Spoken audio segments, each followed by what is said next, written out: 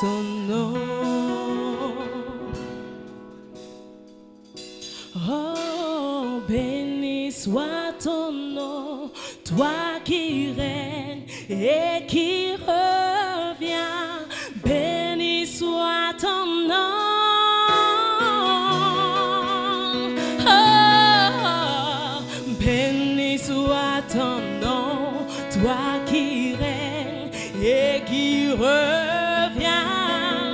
Béni soit ton nom. Oh, béni soit ton nom, toi qui règnes et qui reviens. Béni soit ton nom.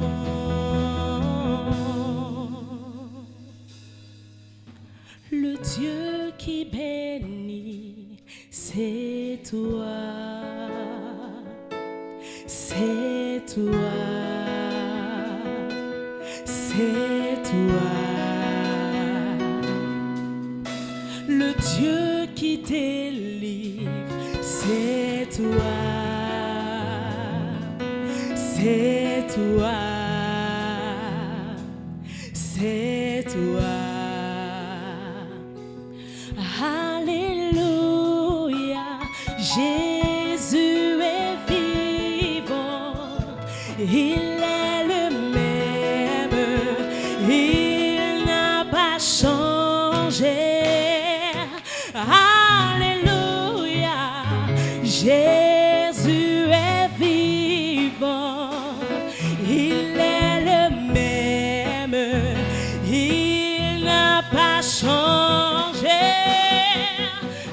Alléluia, Jésus est vivant, il est le même, il n'a pas changé.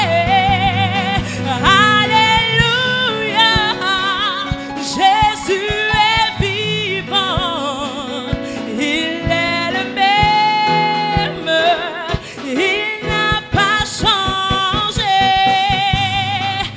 Je suis rassuré car tu as envoyé ton fils. Je suis rassuré car tu as envoyé ton fils.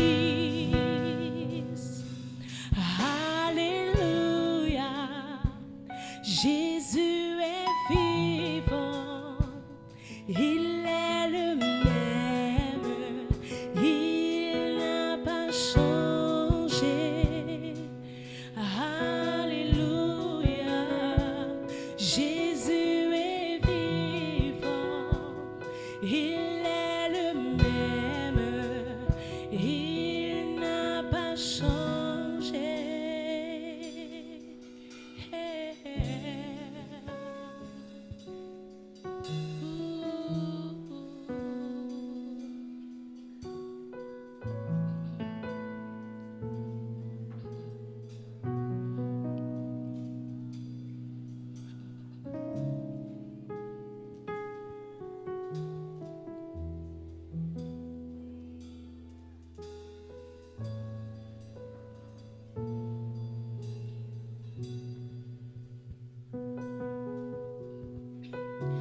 Tu étais là dès la création, Fils unique de Dieu très haut. Les mystères de ta gloire révélés en toi, Christ, notre Sauveur. Oh, ce nom est si merveilleux, oh, ce nom est si merveilleux, le nom de Jésus-Christ, mon roi. Oh, ce nom est si merveilleux, sa beauté est sans pareil. Oh, ce nom est si merveilleux,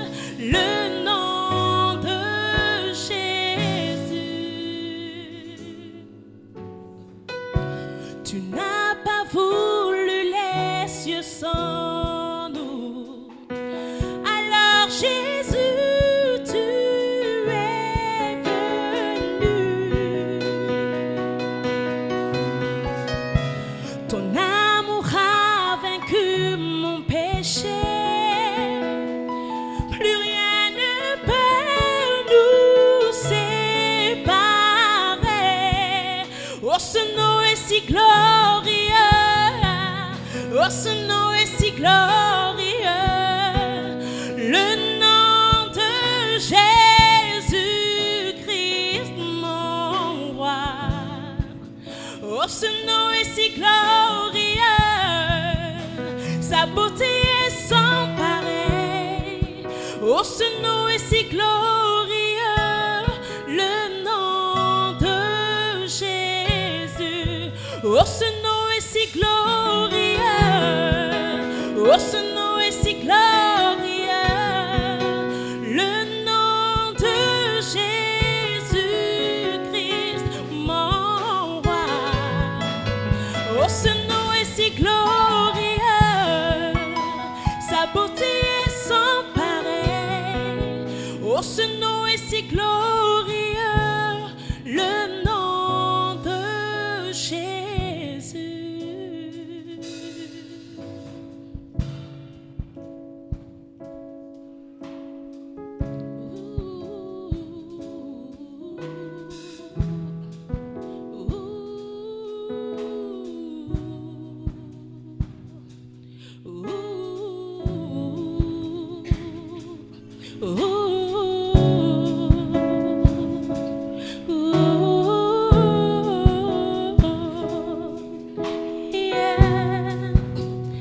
La terre a tremblé, le voile s'est déchiré, désarmant la mort et le péché.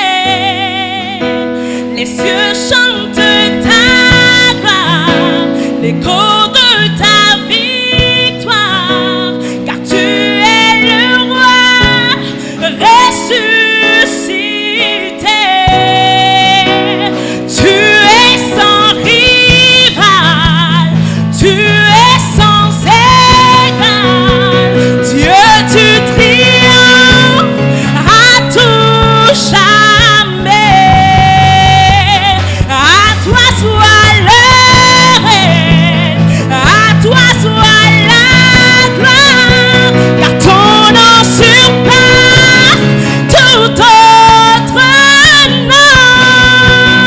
Oh, ce nom est victorieux. Oh, ce nom est victorieux. Le nom de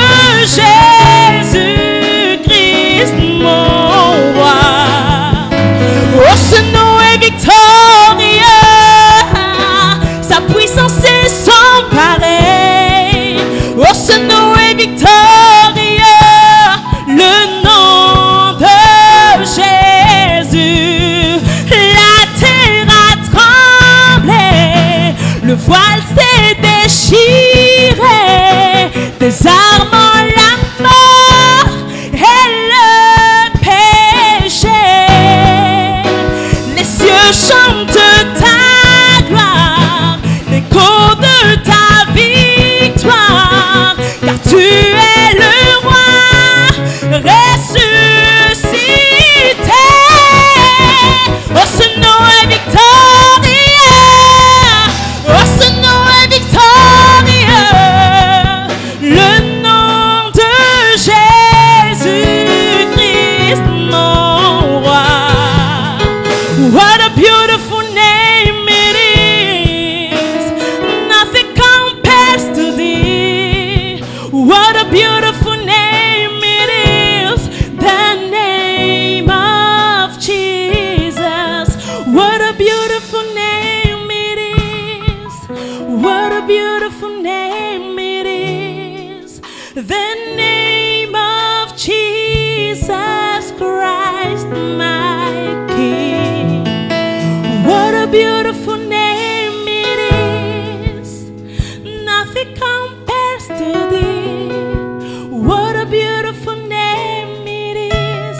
The name of Jesus.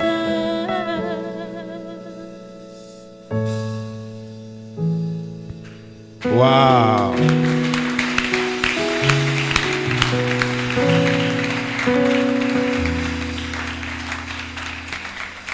Est-ce qu'on peut acclamer 7 fois? 7. Est-ce que tu peux te lever? Acclamer 20 fois. 20. On va commencer. 1, 2, 3.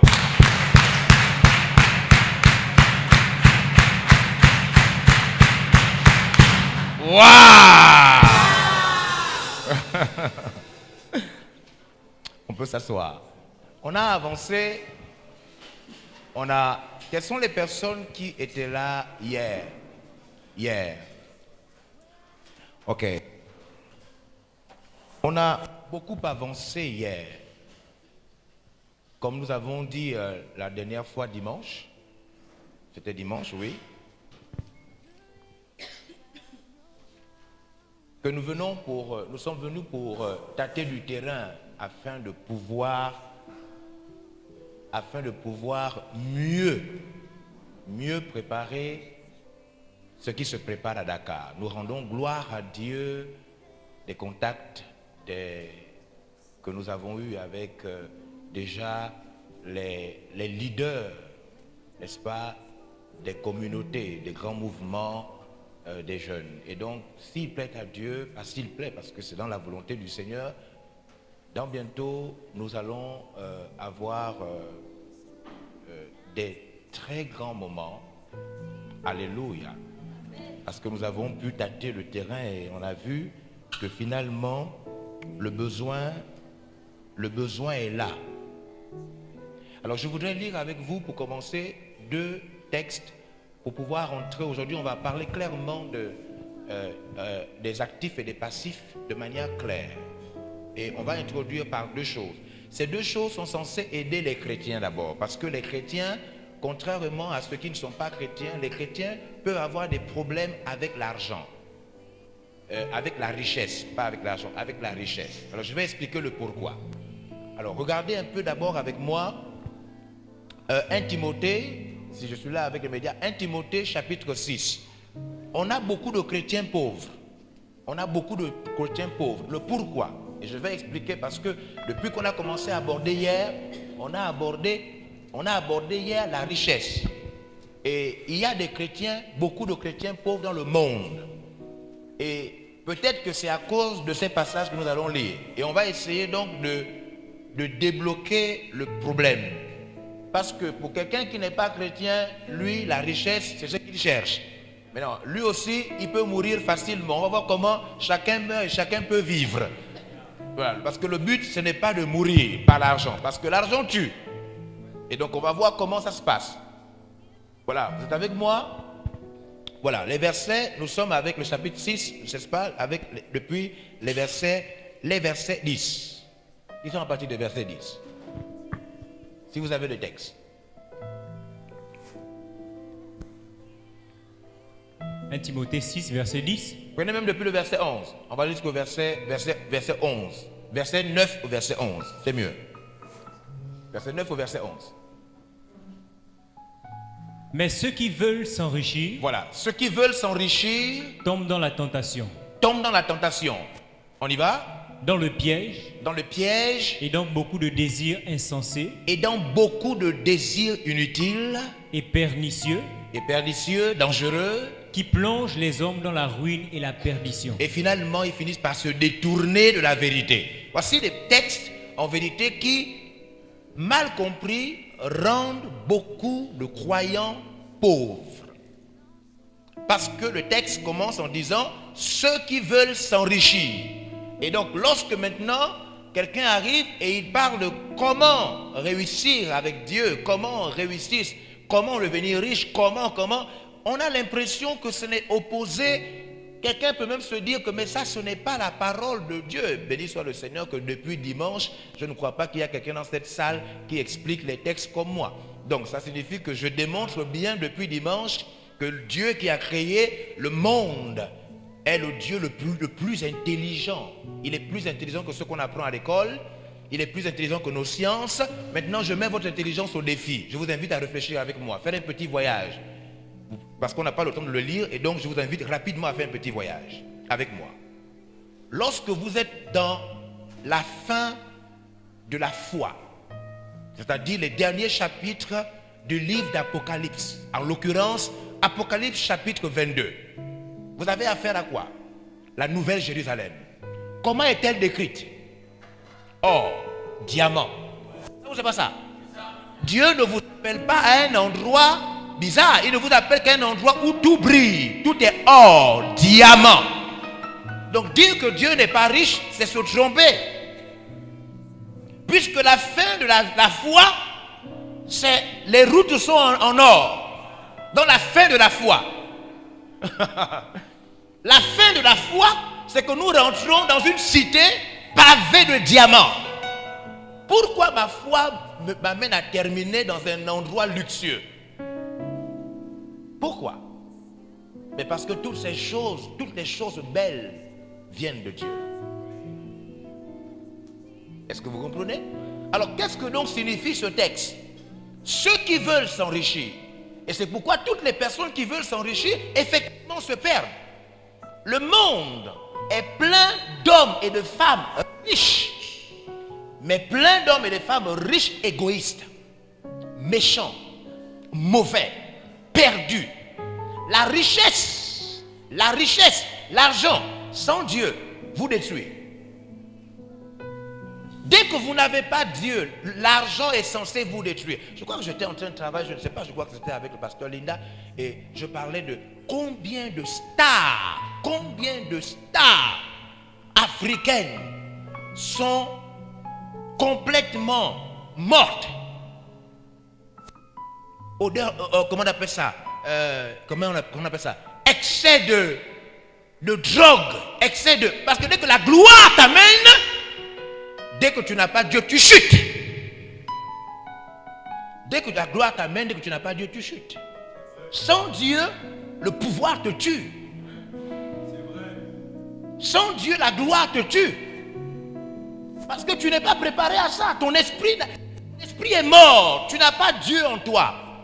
Sans Dieu, il y a des gens qui vont à l'école, ils ne sont plus chrétiens. Quand ils écoutent les professeurs, il n'est plus chrétien. Parce que la connaissance même seulement l'amène à son orgueil. Il perd la foi à cause de ce qu'il apprend en classe. C'est grave.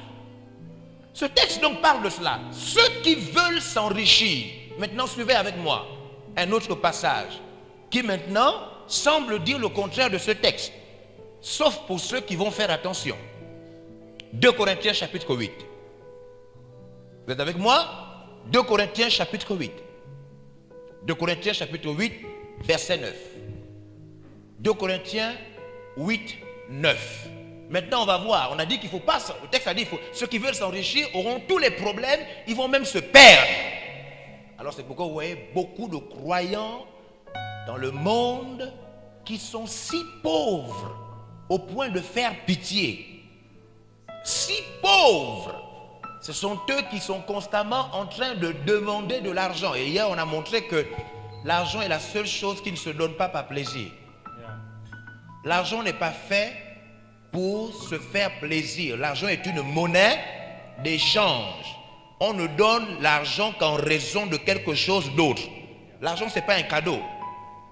L'argent achète des cadeaux, mais l'argent n'est pas un cadeau. On ne doit pas donner de l'argent à quelqu'un comme ça et puis lui ne donne rien en retour. L'argent est une monnaie d'échange. Vous comprenez ça, vous savez, il y a des émotions, on va voir ça aujourd'hui, les émotions des pauvres. Hein? Il y a des émotions des pauvres. Quand tu ne vas pas aller loin, il y a une manière dont tu ressens la vie. Hein? Pour toi, donner l'argent aux gens, c'est tu donnes l'argent comme ça là à n'importe qui. On a vu ça hier. Tu laisses la monnaie. Quelqu'un, le boutiquier te dit, oh là, il n'y a pas de monnaie. Vous n'avez pas 100 francs là. Tu dis non. Après, il dit, mais il n'y a pas de monnaie. Et puis tu dis, bon, c'est 100 francs seulement. Et puis tu pars. Ça, c'est les comportements de pauvres. Hein? J'attends mes 100 francs. Même s'il faut que tu fermes la boutique, j'attends. Même s'il faut que je dorme, j'attends mes 100 francs. Aïe! L'argent est une monnaie d'échange. Ça ne se donne qu'en retour d'eux. Alors regardez ce passage. 2 Corinthiens 8, verset 9. On nous dit, Car vous connaissez la grâce de notre Seigneur Jésus-Christ. Vous connaissez quoi? La grâce. De qui? De notre Seigneur Jésus-Christ. La grâce qui vient de qui? De Jésus-Christ. La grâce qui vient de notre Seigneur Jésus. Quelle grâce? Qui pour vous s'est fait pauvre. Il s'est fait quoi? Pauvre. Il s'est rendu comment? Pauvre. Oui. De riche qu'il était. Il était comment lui-même? Riche. Donc, Jésus était seulement éternel. Non. Jésus n'est pas seulement éternel. Jésus est seulement saint. Non. Jésus n'est pas seulement saint. Jésus est aussi quoi? Riche. De riche qu'il était. Il a fait quoi? Il a fait quoi? De riche qu'il était, Oui. afin que par sa pauvreté, vous fussiez enrichis. De riche qu'il était. Afin que par sa pauvreté, De riche qu'il était.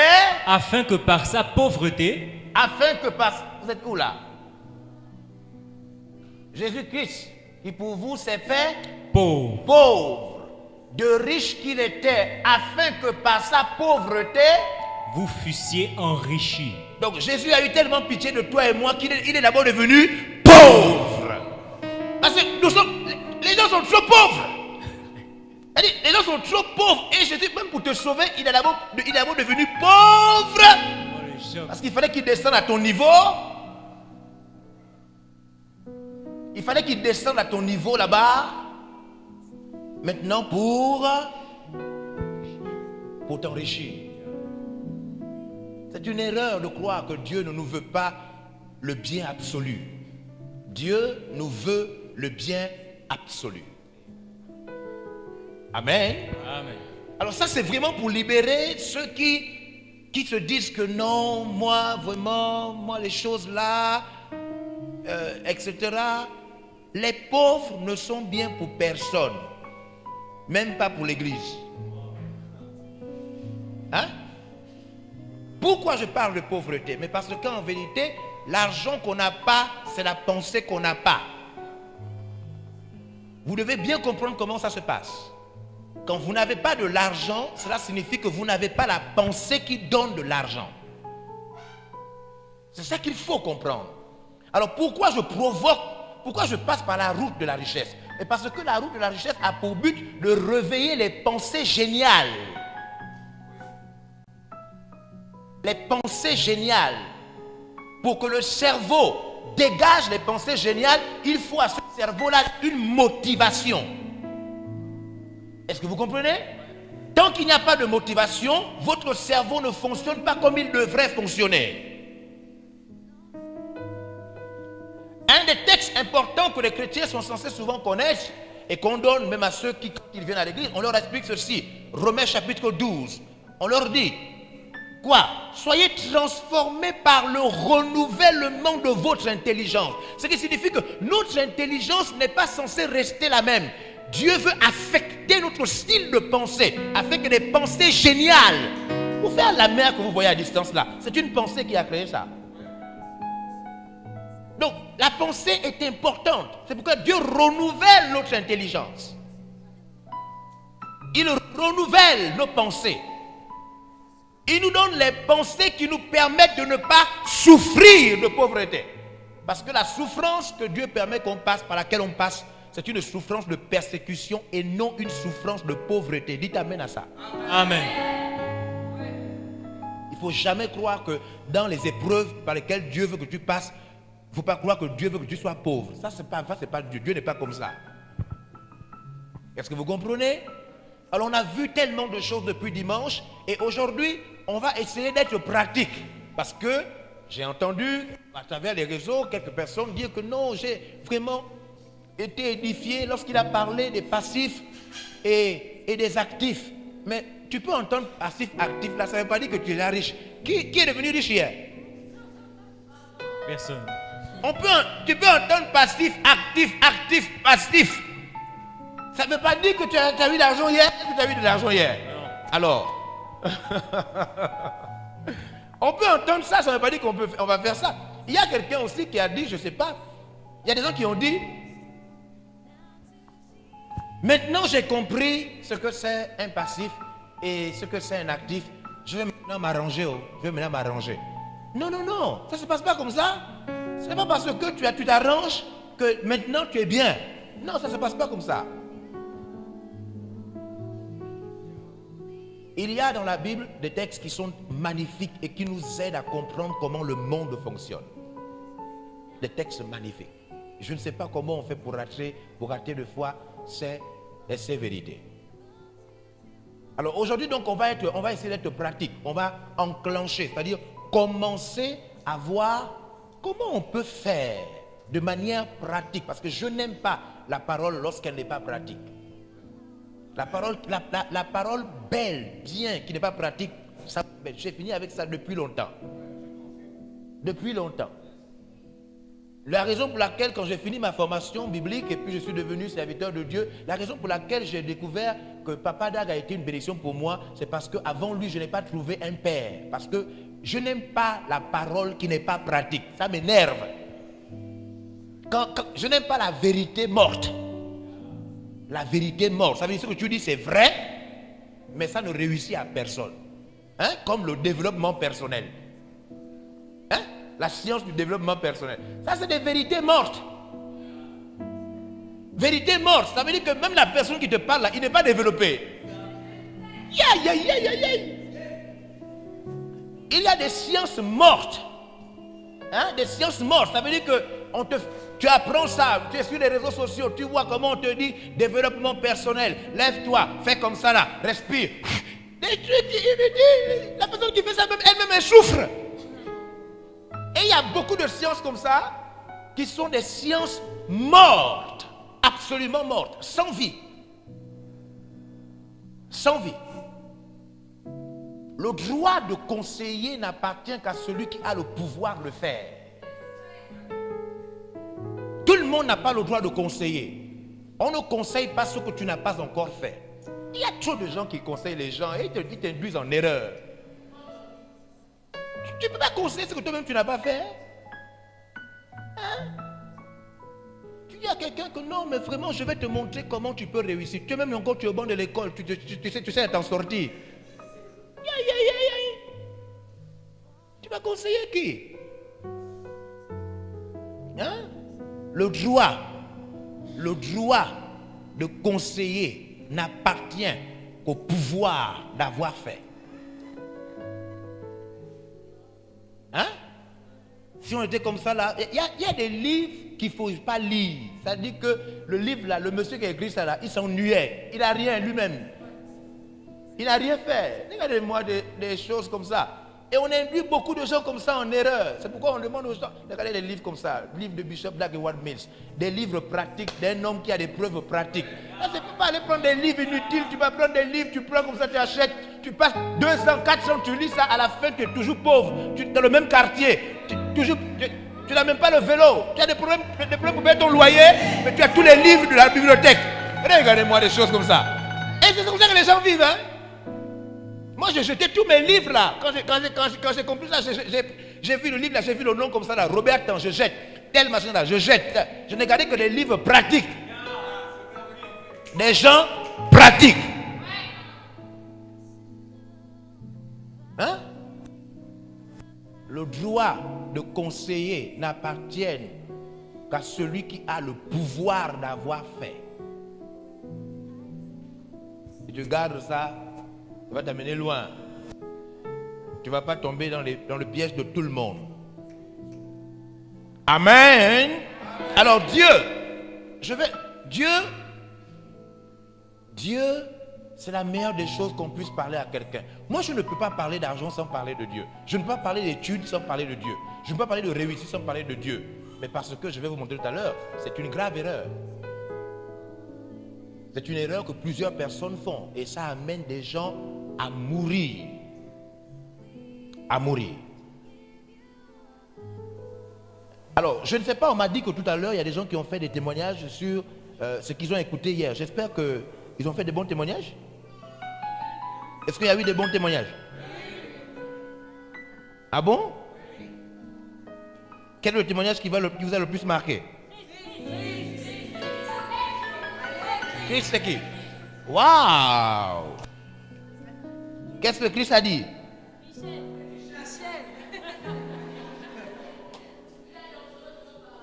Ah bon? Il a dangereusement parlé. Waouh! Il a dangereusement parlé.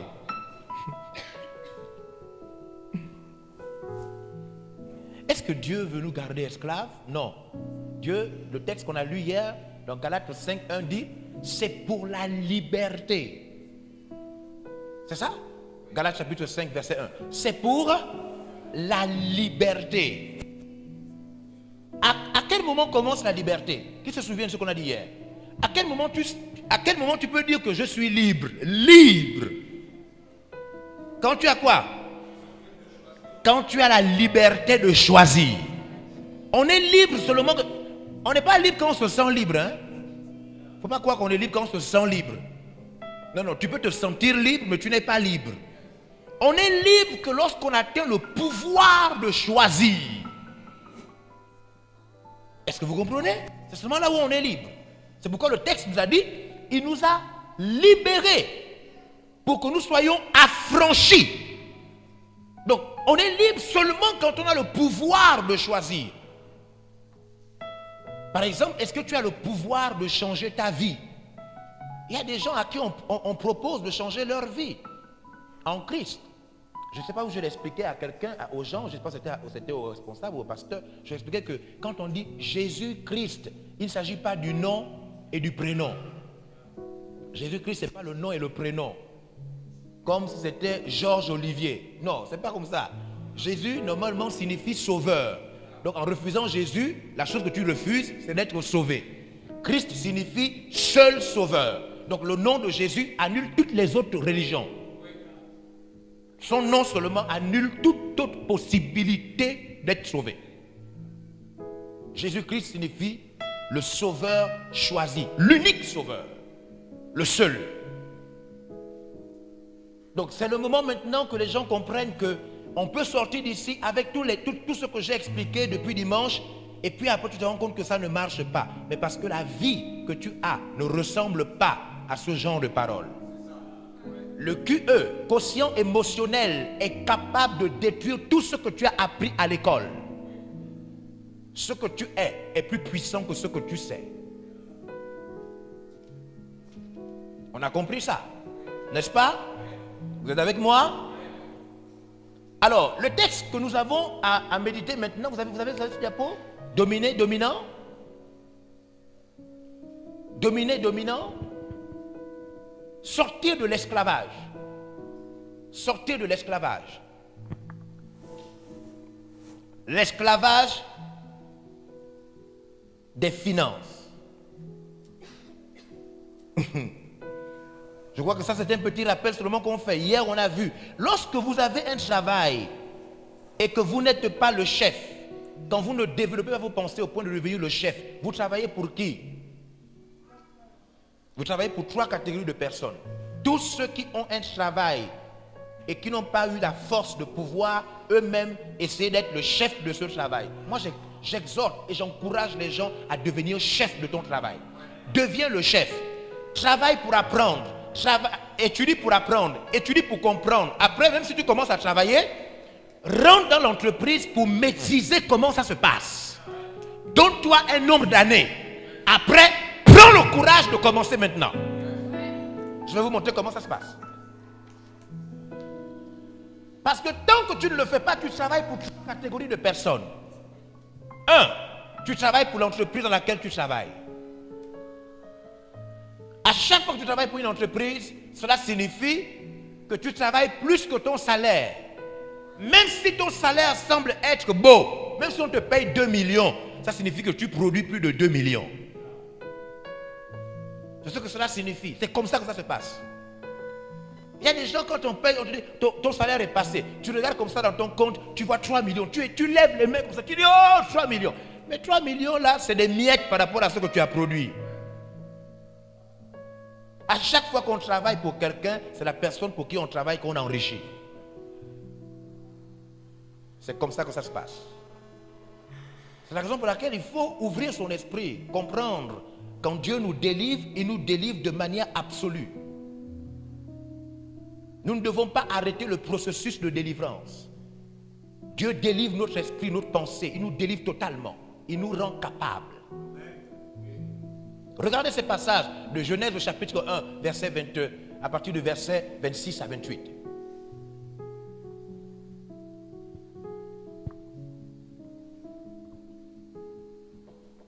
Et Dieu nous délivre, il nous délivre même des entreprises bizarres.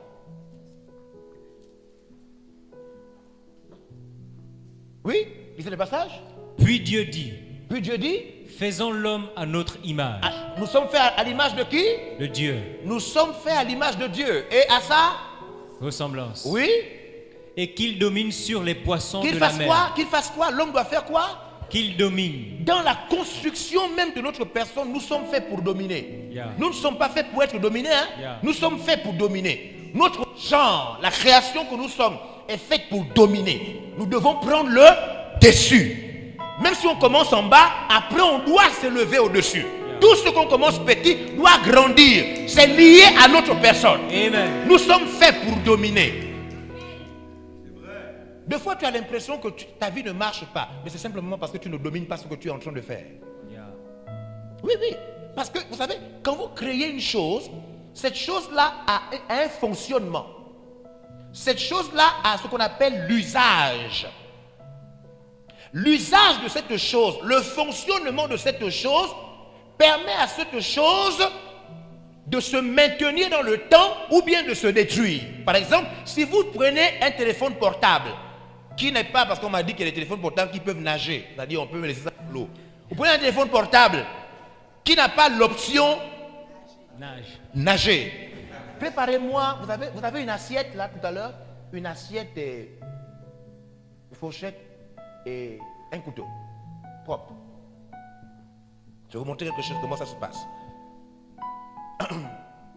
Si vous avez un portable qui n'a pas fait natation, parce qu'il paraît que les X7 ou quoi, je ne sais pas comment on appelle ça, les S7, paraît-il que maintenant ça a des pouvoirs de nager, ça fait des cours de natation. Si vous n'avez pas un téléphone portable qui a fait des cours de natation et que vous mettez cela dans de l'eau, ça se gaspille. Oui. Parce que l'usage même, il n'est pas prévu que ce téléphone soit dans l'eau. Si Dieu vous a créé pour dominer et vous ne dominez pas, même si vous travaillez, vous vous sentez mal. Oui, oui. Des fois, quelqu'un est là. Moi, je sais que plusieurs personnes ici dans cette salle ont déjà ressenti ça. Tu as l'impression que ça ne va pas. Et pourtant, tu n'as pas de problème, mais tu as l'impression que c'est comme s'il y a des choses qui... C'est parce que tu as été créé pour des défis de domination. Tu dois chaque fois t'élever, prendre le dessus. C'est-à-dire que si tu es là en train de louer comme ça, là, pendant 10 ans, tu loues. À un moment, tu vas sentir que tu commences à avoir des courbatures, des trucs bizarres, tu as des cauchemars. Et c'est parce que tu loues depuis trop longtemps. Aïe.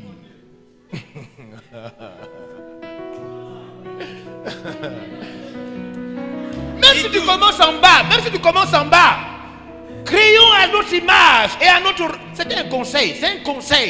Il dit à son conseil, créons l'homme à notre image et à notre ressemblance, qu'il domine. L'homme est fait pour dominer, je suis fait pour dominer. Maladie, problème, difficulté, pauvreté, circonstances difficiles. Je suis fait, à un moment je dois prendre le dessus. C'est pas un message, c'est une réalité de ma vie. C'est comme ça que ça se passe. C'est pas un message. C'est pas un message. C'est comme ça. Est-ce que vous comprenez? C'est comme ça. Et ce qui est bizarre avec les concepts bibliques, c'est qu'on peut retrouver de fois certains incroyants qui ont capté certains concepts bibliques. Aïe!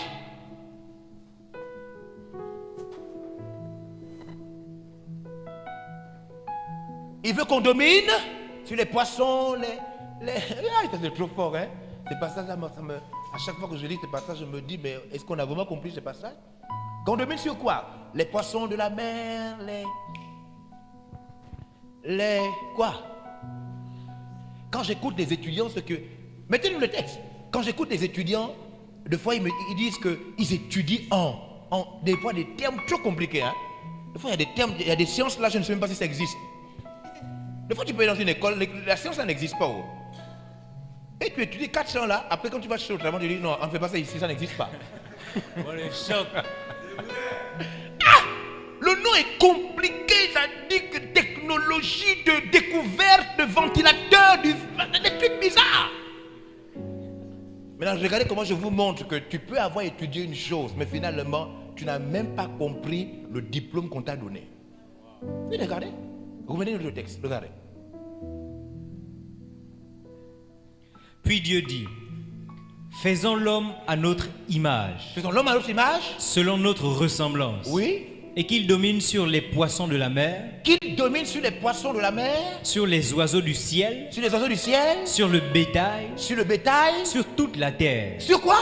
Sur toute la terre. Alors Dieu va citer des choses, il va dire il doit dominer sur toute la terre. Qui s'est déjà surpris en train de fuir des insectes? Cafards, rats. C'est-à-dire que le cafard, c'est-à-dire que tu sautes, même si tu es chrétien, regarde.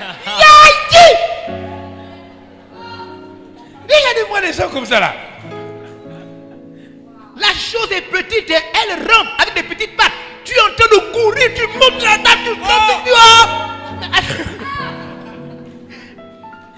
Si tu ne peux pas écraser ça, c'est la technologie que tu étudies là que tu vas réussir.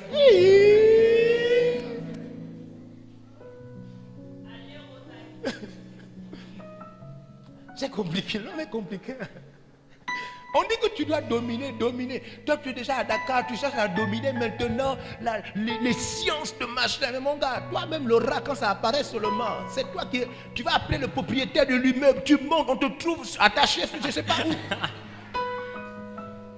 C'est pourquoi quand tu veux même commencer à déposer des dossiers, quand tu rencontres les difficultés là, tu es si faible. Ton homme intérieur est si faible. Alors que le monde est une machine qui détruit les gens. Qui détruit les gens. Peux-tu comprendre aujourd'hui que tu es appelé à dominer? Et cette domination-là, c'est lié à Dieu. Tu ne peux avoir cette mentalité que par lui. La mentalité de te dire, je ne vois pas, mais je peux. Regardez, je vous montre. Vous avez mon assiette? Je vous montre deux illustrations. Je veux quelqu'un qui est ici en fin de cycle. Il te reste 1 an ou bien tu as même terminé déjà. Qui est ici en fin de cycle? S'il vous plaît. Venez ici. Merci beaucoup. On acclame pour elle. Fin de cycle. Tu étudies en quoi? J'ai fait audit, contrôle de gestion. Audit, contrôle de gestion. Très bien. Non, ce sont les experts de... Venez par ici. Tu peux enlever ta paire de verres? Je peux avoir un foulard pour elle, quelque chose pour fermer ses yeux. Regardez. Je vais vous montrer quelque chose. 2 choses d'ailleurs. Vous fermez? Un homme, rapidement. Un homme qui... Voilà. Voilà. Ah, elle connaît. Tu connais? Tu connais comment ça se passe? Tu connais? Bon, toi aussi, tu fais les yeux. Alors, si tu connais, tu peux. Je vais vous montrer quelque chose. Fermez bien les yeux. Voilà. Attachez. Je vais vous montrer comment ça se passe. Quand la Bible dit que le monde est aveugle, quand la Bible dit que les païens sont aveugles, quand elle dit que Dieu a déclaré l'intelligence de ce monde, folie pour ce monde, vous devez comprendre que dans 2 Corinthiens, quand on est dans 2 Corinthiens chapitre 3, quand on est à partir des versets 3, 2 Corinthiens chapitre 3, quand on parle de Satan a aveuglé l'intelligence. Elle dit, tu es intelligent, mais ton intelligence est aveugle. Elle est diplômée. Vous avez attaché? Bien attaché? Laissez. C'est bon? Non, attaché. Hein? Non, mais il faut attacher. Est-ce que c'est attaché? Vous avez attaché? Vous avez attaché? Quel problème? Est-ce que ces cheveux là, ça coûte cher? Ça coûte pas cher? On va payer?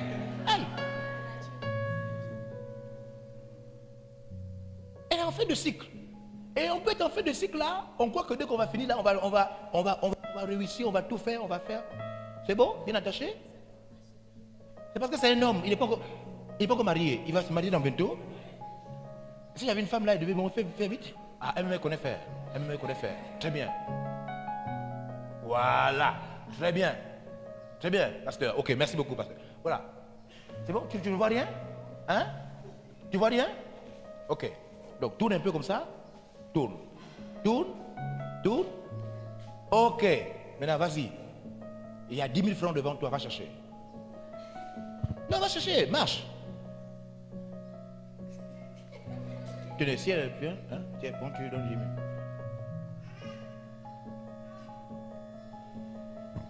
Elle est toujours diplômée, même si ses yeux sont fermés. Hein.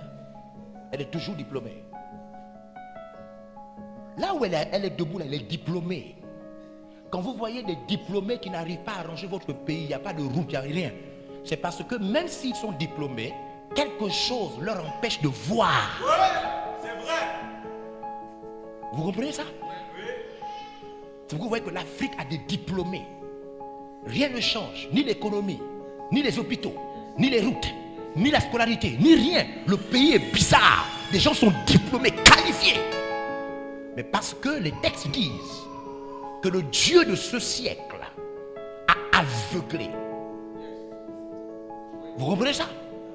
Il aveugle. Même si tu es diplômé, tu sors d'Harvard, mais il t'aveugle par des choses que tu ne comprends pas. Par l'avidité, par la richesse, par le sexe. Il t'aveugle par l'égoïsme. Elle est diplômée où elle est là? Elle va où? Elle va nulle part. Diplômée. Elle va nulle part. Alors quand on dit que nous nous donnons à Dieu, qu'est-ce que ça veut dire? Ça veut dire, écoute le son de ma voix et guide-toi par le son de ma voix. Marche. Quand Dieu nous guide, c'est comme ça. Même si on ne sait pas où on part, arrête-toi. Avance lentement encore. Arrête-toi. Tourne-toi légèrement du côté gauche, pas droit. Tends la main. Non, ta main droite. Descends encore un peu. Encore un peu. Encore un peu. Encore un peu. Donne-lui le billet. Lorsque Dieu nous guide, c'est-à-dire, même si tu ne sais pas où tu pars, même si tu ne sais pas où tu pars, le créateur de l'univers, celui qui décide du temps, des époques, celui qui gère Dakar, qui gère les États-Unis, qui sait toutes choses, il réussit à te donner des pensées, même si tu ne vois pas, même si tu ne sais pas où tu pars, sa voix te guide. Et tu tombes comme devant des opportunités. Tu dis, oh, une opportunité. C'est lui qui te guide, il te guide lentement. Ça, même si tu ne sais pas où tu pars, il t'oriente. Diplôme sans Dieu, études sans Dieu, tu vas tourner longtemps comme ça.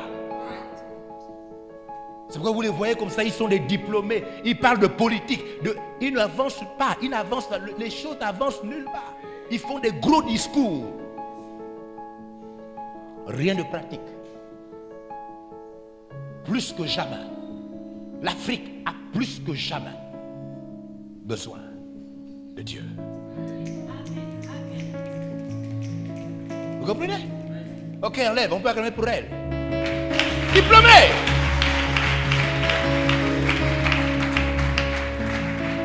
Diplômé, hein? Tenez, on peut être diplômé, qualifié, en fin de cycle. On tourne sur place, on colle, boum, on part comme ça, boum, boum.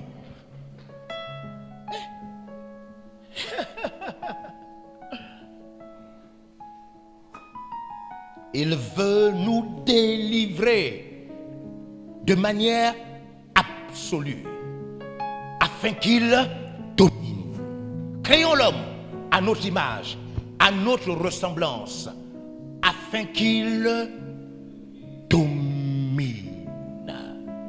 C'est très important et très bien. Vous êtes avec moi? Vous êtes là? Yeah.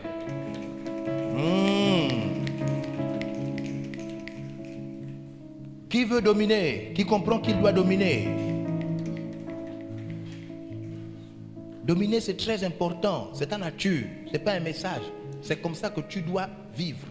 C'est ta nature même. Tu es né pour dominer.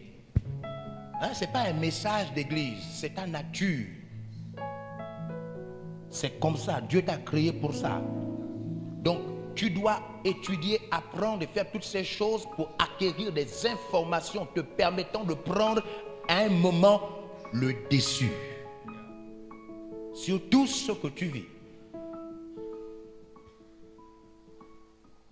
Et on va voir comment ça se passe. Vous êtes là? Ok, qui veut 50 000 francs?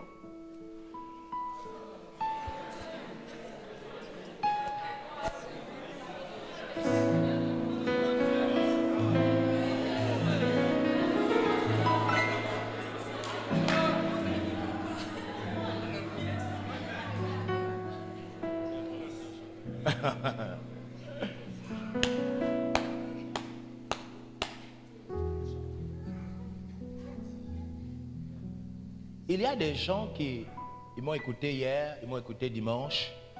Et ils comptent après ce soir dire ah mais vraiment on était à une conférence là, c'était bien. Et puis il part avec mes actifs, passifs, il part quoi. Il continue à vivre comme il vivait et il est et il essaye de mettre en pratique mes passifs et mes actifs sans changer sa vie. Hein. Et il te dit non mais vraiment j'ai écouté une bonne conférence là et puis il essaye de mettre ses passifs et ses actifs. Il va se rendre compte que ça ne marche pas. Parce que depuis que j'ai pris la parole, j'ai lié les passifs, les actifs, tout ça là à une seule chose. Le quotient émotionnel. Ce que tu es. Si ta vie ne change pas, ce qu'on t'enseigne, même si c'est vrai, ne pourra pas te réussir. C'est pourquoi nous invitons les personnes à changer leur vie en donnant leur vie à Christ. De manière claire, ce soir, alors que je suis en train de terminer, aujourd'hui c'est la dernière soirée, je veux que ce soit clair. Parce que tu peux aller dire aux gens que non, mais finalement, j'ai écouté ce qu'il a dit, j'ai même fait ça, ça ne marche pas. Tu n'as pas fait comme j'ai dit. Tu n'as pas fait comme j'ai dit. Tu es parti faire ça avec une vie toujours sale. Tu es parti faire ça avec une vie loin de Dieu. Tu allais faire ça, mais c'est pourquoi ça ne marche pas. Moi, je suis pas un conférencier. Je suis un conférencier chrétien. Ce que je dis là, c'est des choses prouvées, que j'ai testées. Moi-même, je pratique ça. Je voyage pour pratiquer cela. Les gens pratiquent ça, ça marche. Si ça ne marche pas avec toi, c'est toi qui as la guine. C'est toi qui as la malchance.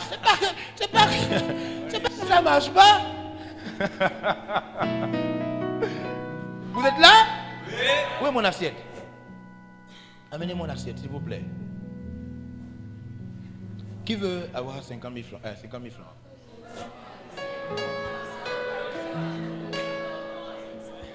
Bien, mon frère, tu es là depuis, je t'ai vu depuis hier. On va acclamer pour lui. Il va...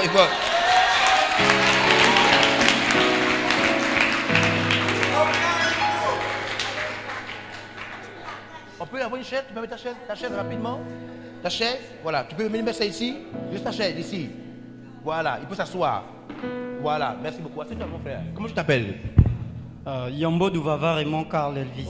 Okay. C'est pas. C'est des gens très importants dans le monde. C'est des gens très importants. Ok, assieds-toi. Ok, tu étudies en quoi? Biologie médicale. Ok, biologie médicale. Très bien. Très bien, très bien. Ok, tu veux avoir 50 000 francs, c'est ça?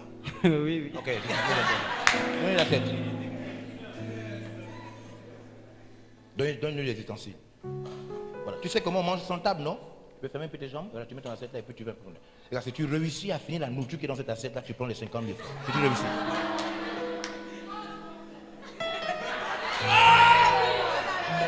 Je dis que si tu réussis à finir la nourriture qui est dans l'assiette, tu donnes 50 000 francs.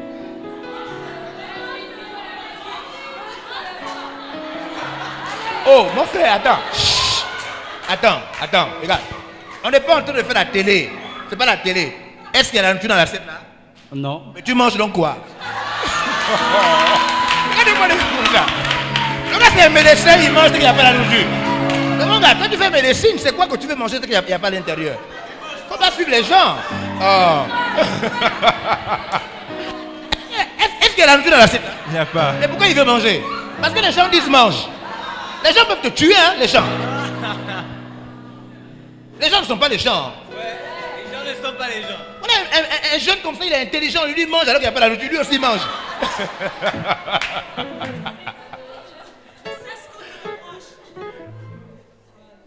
Mais la vérité, c'est que je suis sincère. Tu finis la nourriture qui est dans cette assiette, je te donne 50 000. Il n'y a rien à l'intérieur.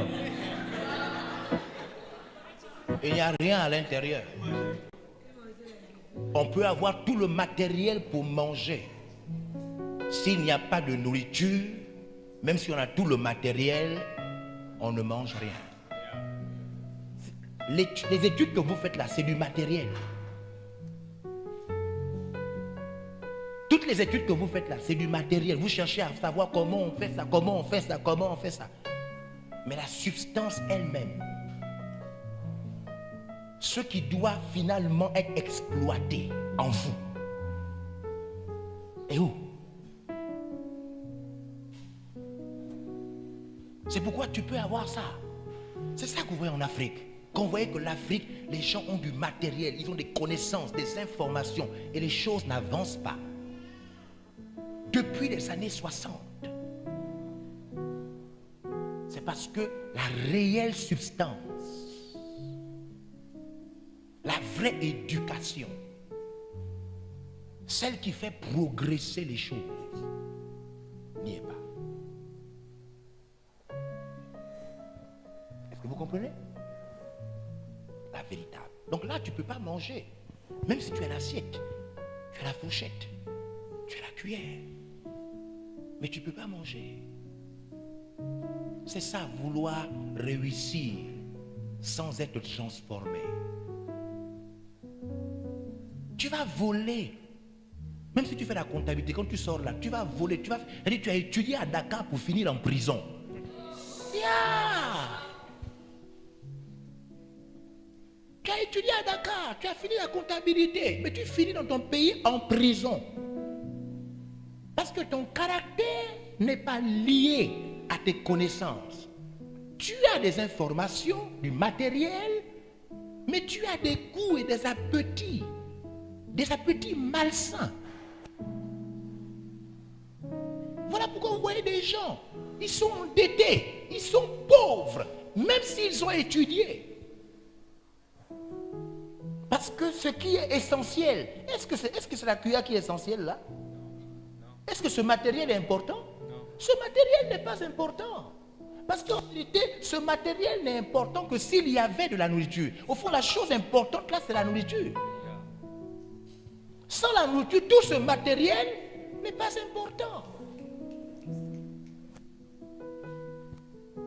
Vous suivez? Comment ça se passe?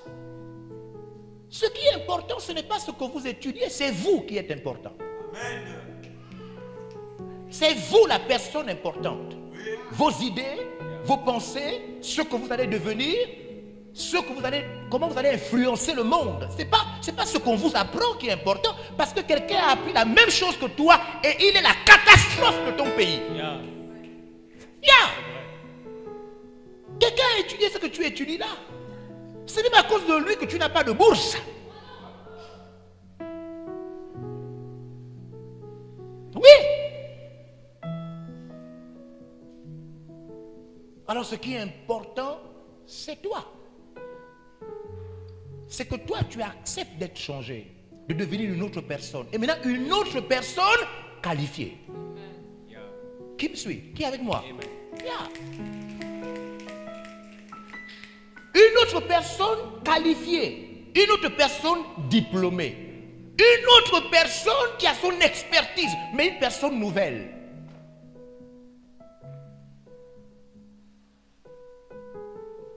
Voilà pourquoi certaines personnes voient leurs rêves ratés. Ils ne voient pas la main de Dieu. Parce qu'en vérité, même si Dieu veut t'aider, il ne peut pas aider la vieille personne. Celle qui fait du n'importe quoi. Celle qui vit comme elle veut. En rébellion totale. Si tu laisses qu'il te change, en même temps, il te donne ce dont tu as besoin. C'est ça qu'il faut que les étudiants comprennent. C'est ça qu'il faut que les jeunes comprennent. C'est ça qu'il faut que les générations comprennent. Il faut qu'ils comprennent. Donc là, il ne peut rien manger. Et même si tu as étudié, même si tu es qualifié avec Dieu, sans Dieu, tu ne trouveras pas le bonheur. Même si tu es qualifié. Tu vas finir avec un truc bizarre. Tu vas passer par des voies étranges. Tu auras honte de ta vie, bien qu'étant qualifié. Alors les éléments que je vais donner tout à l'heure, j'insiste pour dire que je ne veux pas que ces éléments-là, on pense qu'on peut vivre avec ça, même si on n'a pas besoin de Dieu. Ça ne va pas marcher. Merci. Ça ne va pas marcher.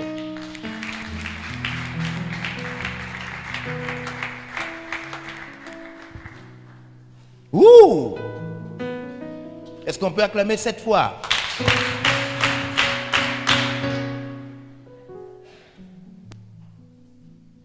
Ça ne va pas marcher. Actif et passif. Nous revenons sur cela. L'un des plus grands secrets des riches. Ils ont 3 secrets. Premier secret, actif et passif. Maintenant, suivez-moi bien. Il faut que vous sachiez cela. Même ceux qui sont là, vous avez papa, vous avez maman, vous avez l'oncle, vous avez le pasteur, vous avez les gens autour de vous. Les personnes qui réussissent ne disent pas toujours ce pourquoi ils réussissent. Ce que je suis en train de faire, c'est vous expliquer que quand vous voyez quelqu'un qui a telle chose, quand vous voyez quelqu'un qui a telle chose, quelqu'un qui progresse, même s'il ne vous dit pas, voilà ce qu'il pratique même sans vous dire. Est-ce que vous comprenez ce que je suis en train de faire? Je suis en train de vous expliquer ce que réussir, comment dire, les riches, ce n'est pas les gens. Donne-moi les tableaux des riches, des pauvres, etc. Les riches, ce n'est pas quelqu'un qui a un salaire. Hein? On a vu ça hier. Voici les pauvres. Le pauvre a quoi? Les revenus et puis Les salaires. Revenus, salaires et puis Dépenses. Les pauvres ont seulement, les pauvres peuvent gagner un peu d'argent par le salaire ou par n'importe quoi, et puis ensuite il a seulement les dépenses. Le pauvre, c'est l'expert en dépenses. Le pauvre, il ne faut pas croire que le pauvre n'est pas diplômé. Hein. Les pauvres sont diplômés.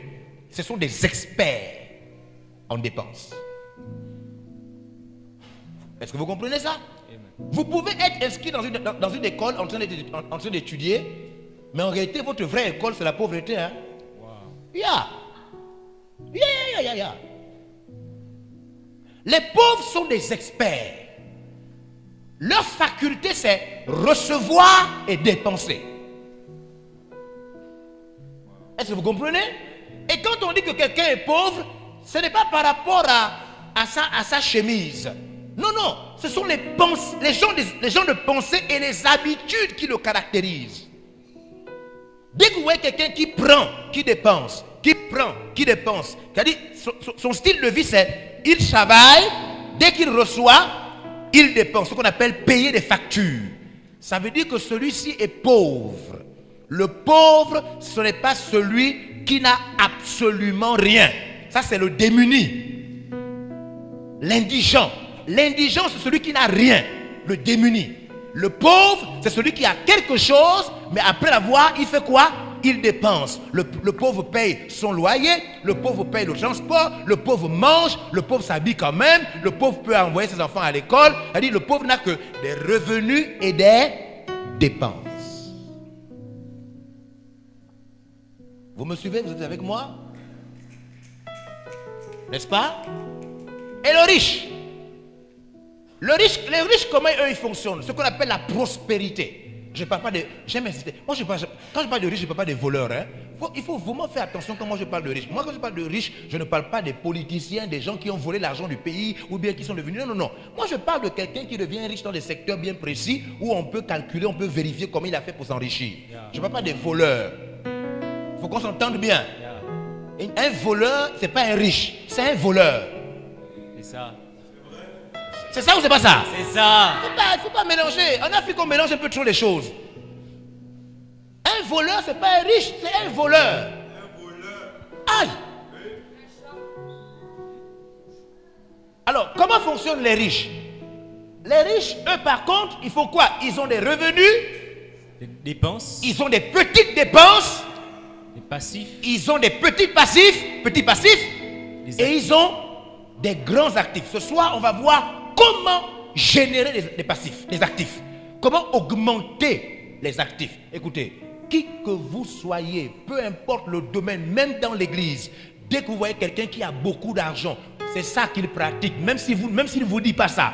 Les actifs qu'il a sont au-dessus de ses dépenses. Ce qui fait rentrer de l'argent est plus fort que ce qui fait en sortir. Je suis simplement en train de vous expliquer ce que les riches n'expliquent pas. Même quand tu vois un frère comme ça, même quand tu vois un pasteur comme ça, si tu vois qu'il est riche, c'est qu'il pratique ça. Il a compris qu'il faut engendrer plus, ce qui fait rentrer de l'argent. Et diminuer ce qui fait sortir de l'argent. Tout le monde, David Oyedepo, Bishop Dagewal Mills, tout le monde, tous les riches, tous ceux que Dieu a bénis, connaissent ça. Maintenant, le langage chrétien, quand tu le comprends pas, ça te trompe. Quand quelqu'un te dit, Dieu m'a béni, c'est pourquoi je suis riche. Tu te dis, oh, ça tombe du ciel. Ça ne tombe pas du ciel. Ceux qui tombent du ciel, ce sont les passifs et les actifs. Ils comprennent comment ça fonctionne. Voilà pourquoi le langage chrétien trompe. Hein? Le langage chrétien trompe. Tu crois que ça vient du ciel. Ça ne vient pas du ciel. Jacob n'est pas devenu riche, pas devenu du ciel.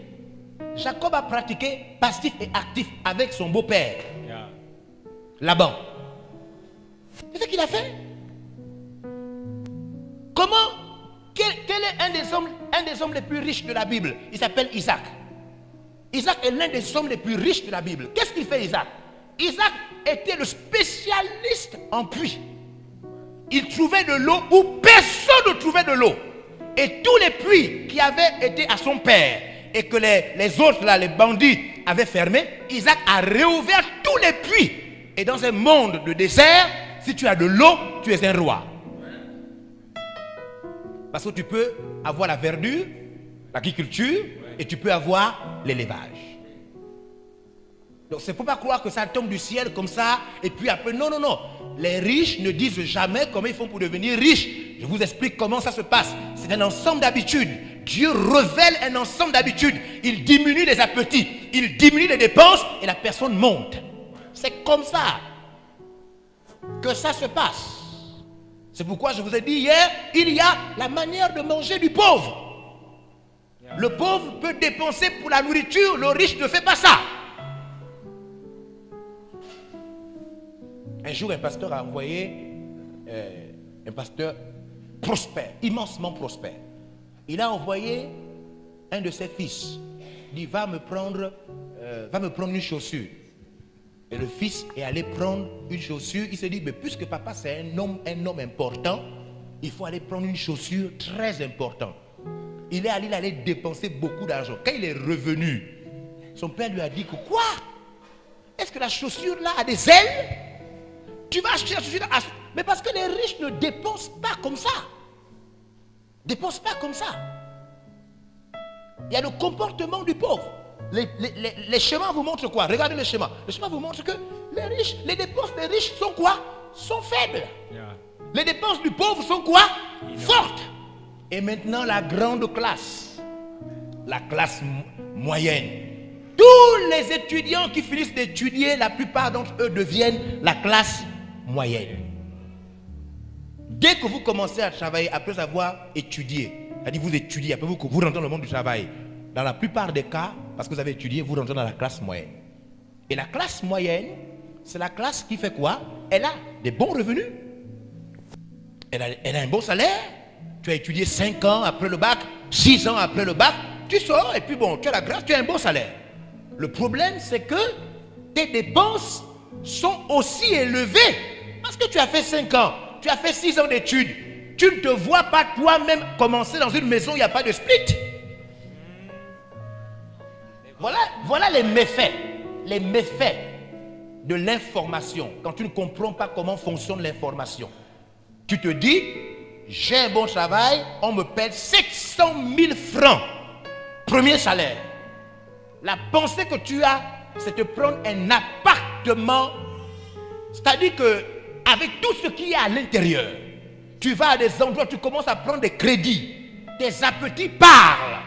Ton ignorance s'exprime par des goûts. Est-ce que vous comprenez pourquoi ça se passe? Et donc tes dépenses vont commencer à quoi? À avoir la taille de ton revenu. Et après tu vas t'acheter des actifs, des passifs. Tu vas commencer à acheter des choses qui normalement te font sortir de l'argent. Et ce soir je suis venu travailler cela avec vous. On va commencer à imaginer tous les passifs que vous connaissez. Que même sans vous en rendre compte, vous êtes prêts à la fin de vos études à commencer à acheter. Parce que l'erreur de la classe moyenne, c'est que la classe moyenne achète des passifs en se disant que ce sont des actifs. Parce Passif signifie la chose me fait sortir l'argent. Actif signifie la chose me fait rentrer de l'argent. La classe moyenne se trompe.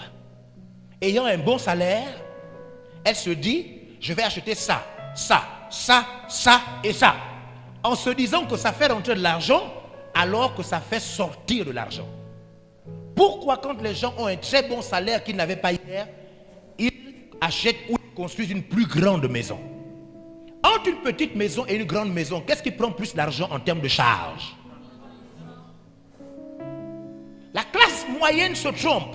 C'est la raison pour laquelle elle ne devient jamais riche. Elle ne devient jamais riche, la classe moyenne. Parce qu'en vérité, elle ne comprend pas qu'il faut reconnaître l'actif avant de l'acheter. On n'achète pas tout ce que tu crois que ça fait rentrer de l'argent. Parce que tu peux croire qu'une chose te fait rentrer de l'argent alors qu'elle te fait sortir de l'argent. Est-ce que vous me suivez? Si je vous demande quel est mon travail, de manière pratique, travail, activité rémunératrice, vous allez dire apôtre, apôtre, ce n'est pas mon travail, c'est mon appel, c'est mon ministère, c'est mon don. Quel est mon travail?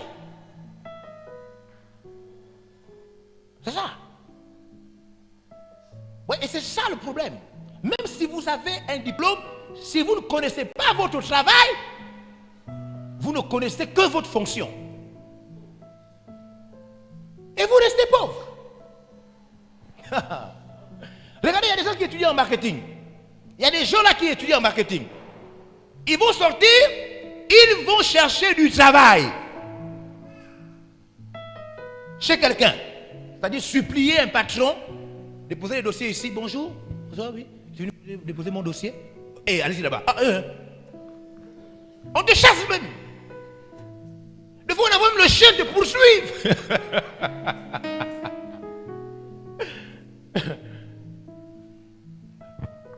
L'apostolat n'est pas la fonction rémunératrice.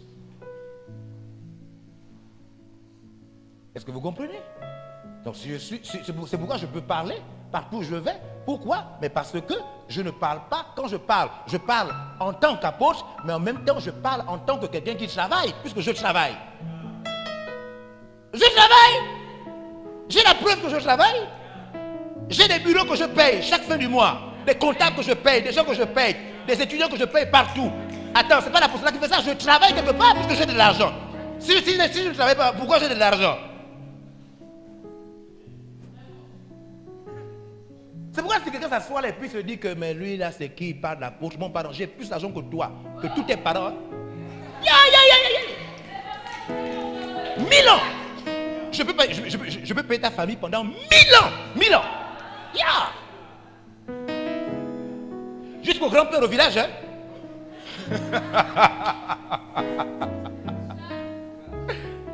Il faut comprendre comment ça fonctionne.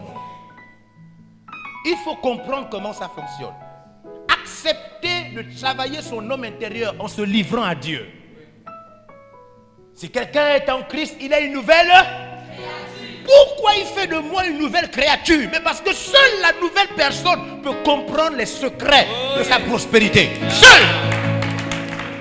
Seule la nouvelle personne peut comprendre les secrets de la prospérité de Dieu. Seule la nouvelle personne. L'ancienne personne va gaspiller tout. Est-ce que vous comprenez?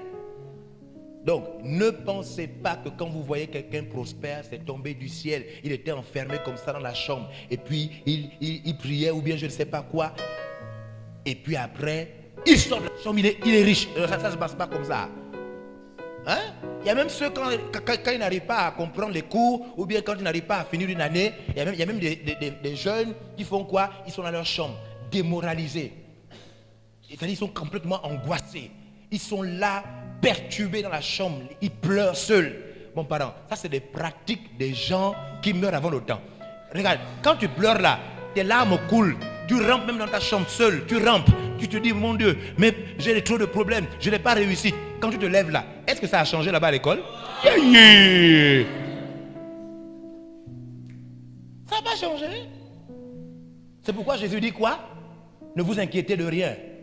l'inquiétude n'ajoute rien à votre vie. Donc pourquoi s'inquiéter? Fais ce que tu dois faire. Apprends ce que tu dois apprendre. Change ce que tu dois changer. Découvre ce que tu dois découvrir au lieu de pleurer. Vous êtes avec moi? Vous êtes là? Comment donc aller? Comment quitter le stade, le pauvre, de la classe active, de la classe moyenne, et puis rentrer dans le monde de ceux qui peuvent influencer? J'étais en train de méditer quelque part. Je ne sais pas dans quel pays j'étais, et j'étais en train de méditer. Et j'ai vu une pensée qui m'a traversé l'esprit. Je me suis dit, oh, mais les chrétiens disent qu'ils doivent changer le monde. Les chrétiens disent qu'ils doivent changer le monde. Comment peuvent-ils changer le monde s'ils ne possèdent pas?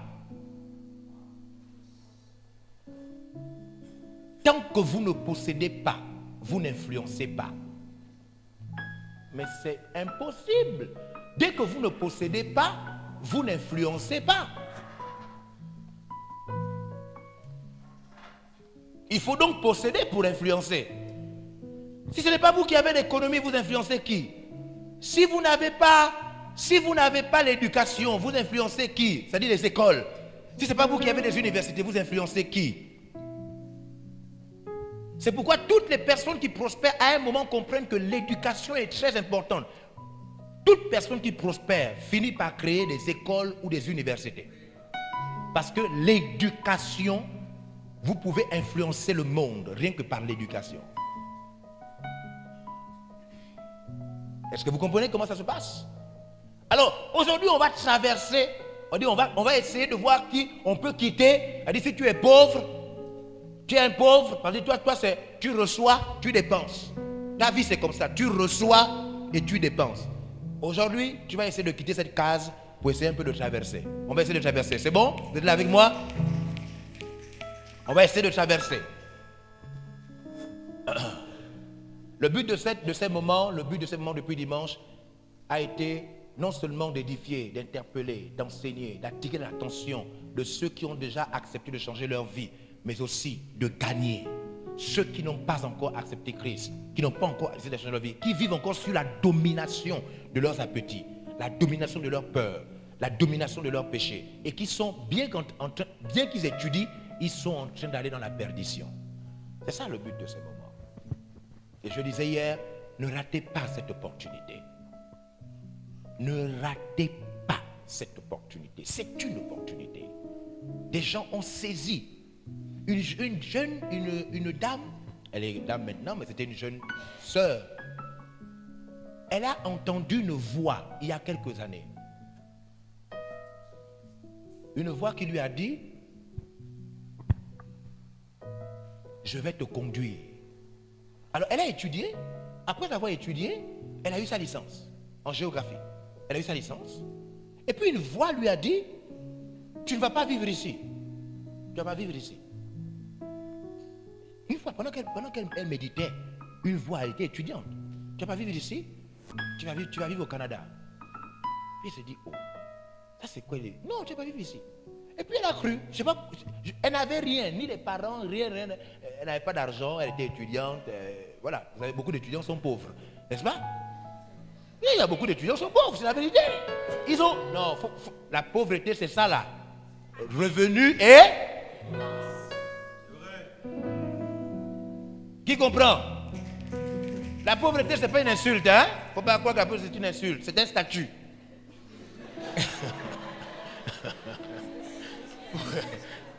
Faut pas croire que la pauvreté... Même moi, j'étais pauvre. Jésus s'est rendu... Même Jésus s'est rendu pauvre pour nous enrichir. Donc, c'est pas une insulte. C'est un statut. C'est une position sociale. Hein? On a vu hier les pauvres élégants, non? Hein? Quelqu'un tu vois là, il est bien habillé, mais il est pauvre. Et son habillement te prouve qu'il est pauvre. Hein? Quand tu vois un étudiant de ta classe avec 5 portables, 5 téléphones portables, quand il arrive en classe comme ça, il dépose des 5 téléphones portables comme ça. L'expression téléphonique de la pauvreté. C'est-à-dire qu'il te montre par le téléphone jusqu'à quel degré il est pauvre. Parce que pour entretenir les 5 portables là, il est obligé de faire rentrer de l'argent à l'intérieur. Et ces 5 téléphones deviennent quoi? Des passifs. C'est ça. C'est ce qu'on a vu hier. Donc, il ne faut pas croire que pauvre signifie celui qui est sale, celui qui ne se coiffe pas. Non, ça c'est le fou. Hein? Celui qui est sale, qui ne se coiffe pas, c'est le fou. Le pauvre, lui, peut être bien habillé. Juste qu'il a beaucoup de dépenses et des passifs. Il peut même être salarié. Il peut avoir un travail. Il est pauvre. Est-ce que vous savez comment ça se passe? Voilà. Donc, elle a fait quoi? Elle a entendu la voix qui lui dit que non, tu ne vivras pas ici, tu vivras au Canada. Et puis, les années sont passées. Plus de 10 ans après, la même voix revient. Comme ça un jour, comme ça un soir, comme ça. Rien du tout, rien de spectaculaire. La même voix revient. Et puis la voix lui dit, va, ça fait longtemps que tu as vu ton frère. Va voir ton frère. Elle va voir son frère. Un de ses cousins. Elle va voir son cousin 10 ans après. Elle va voir son cousin. Et quand elle va voir son cousin, elle dit, oh, comment cousin, comment ça va? Le cousin dit que moi, je suis en train de partir à l'église. Ah bon, tu vas à l'église? Oui. Bon, ok, allons ensemble. Et elle va ensemble avec le cousin. Et quand le cousin va à l'église, qu'est-ce qu'il fait? Il arrive, il rentre. Il s'assoit avec sa cousine. Et quand il s'assoit avec sa cousine, je suis en train d'enseigner comme ce soir. Vous comprenez ça? Elle s'assoit. Elle écoute le message. Et pendant qu'elle écoute le message, la voix qui a parlé il y a 10 ans lui dit, je t'ai dit que tu vas vivre au Canada, non? Que tu ne vivras pas ici, non? Oui, c'est cet homme-là qui va te former, t'encadrer et t'envoyer. Elle est assise dans l'assemblée. Moi, je ne sais pas ça. Moi, je suis en train de parler, je suis en train de faire mon travail. Et donc, elle est là. Personne ne le sait. 5 ans après, alors qu'elle a déjà été encadrée, formée, changée, son quotient émotionnel a été bouleversé. Elle est impliquée dans l'organisation, impliquée. L'opportunité tombe. On dit on va envoyer maintenant 2 personnes. On envoie la première personne et après on dit la deuxième personne et puis j'entends une voix qui me dit tel. Moi je ne sais pas, toute l'histoire que je vous raconte, je ne sais pas. J'entends seulement la voix qui me dit tel. J'appelle la personne dans mon bureau, je dis, j'ai entendu une voix qui m'a dit que tu dois aller quelque part. Elle me dit, papa, aller où? J'ai dit, mais je ne sais pas, il y a une voix qui m'a dit que tu dois aller quelque part. Bon, c'est vrai que quand j'étais petite, elle me raconte son histoire. Et quand elle me raconte son histoire, alors qu'elle me parle de il y a 15 ans. Après, il y a 5 ans. Et ensuite, quand elle était assise, elle ne sait pas pourquoi elle est assise devant moi. Hein? Elle ne sait pas pourquoi elle est assise devant moi. Je lui dis, je ne lui ai rien dit. Et quand elle me raconte, elle est en train de rire. Elle me dit non. Et donc voilà. Donc moi, tout mon rêve, c'était un jour servir Dieu, aller travailler, tout ça au Canada. Paf! Moi, je l'ai appelée pour le Canada. Elle est en train de me raconter qu'elle est au Canada.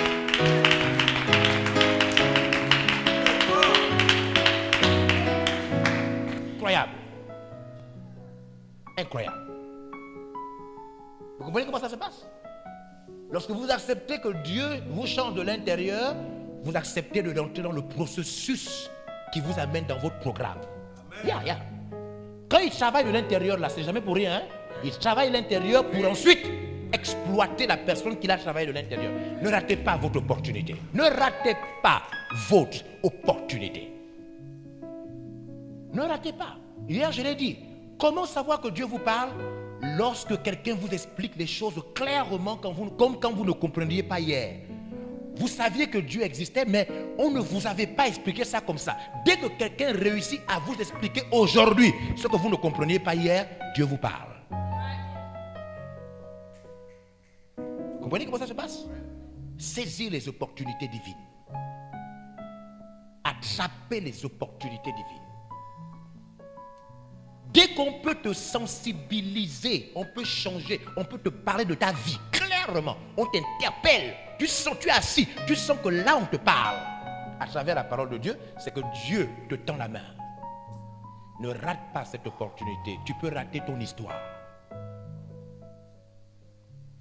sans parents, sans argent.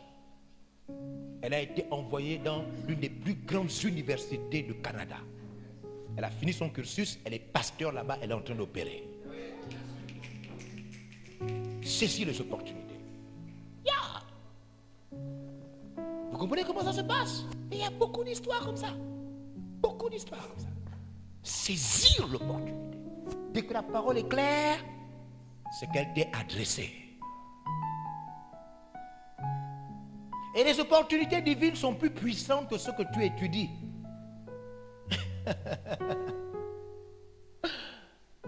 Wouh!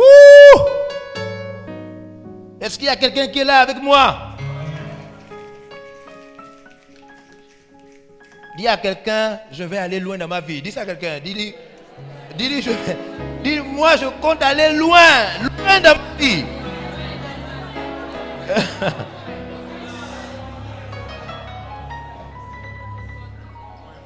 Alors, premier élément pour...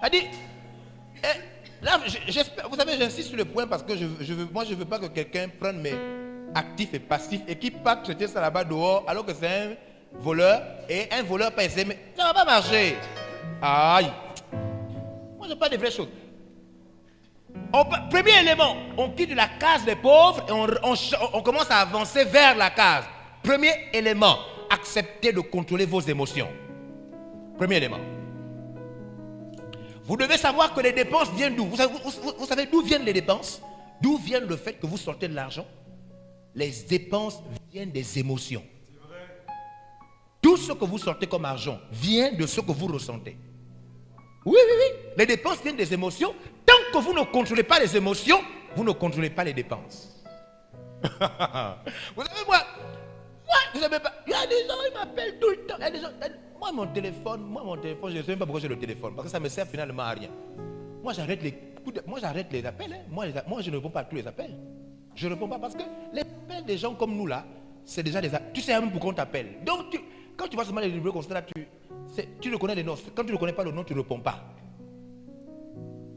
Un jour, j'ai essayé quand même de répondre. Mon téléphone a sonné, j'ai essayé de répondre. J'ai pris comme ça, j'ai répondu. J'entends seulement, aïe, aide-moi.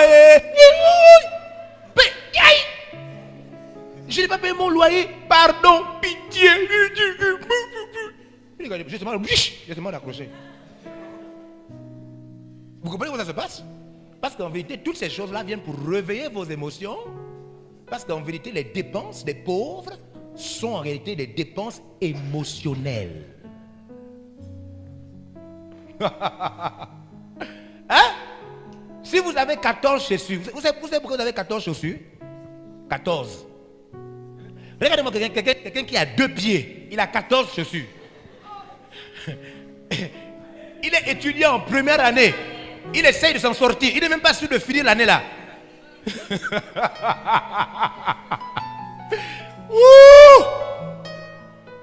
Ça, sont les choses graves. Hein? Je vais vous raconter une petite histoire.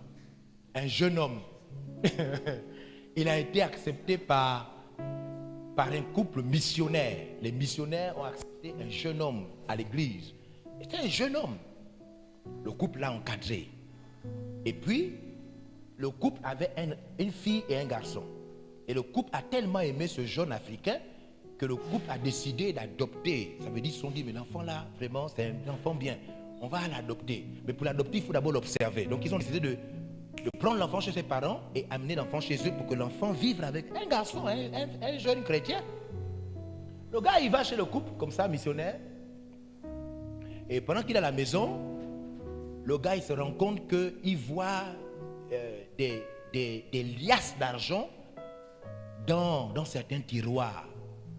Parce que dans les maisons des vrais gens, on ne cache pas l'argent. Chez moi, on ne cache pas l'argent.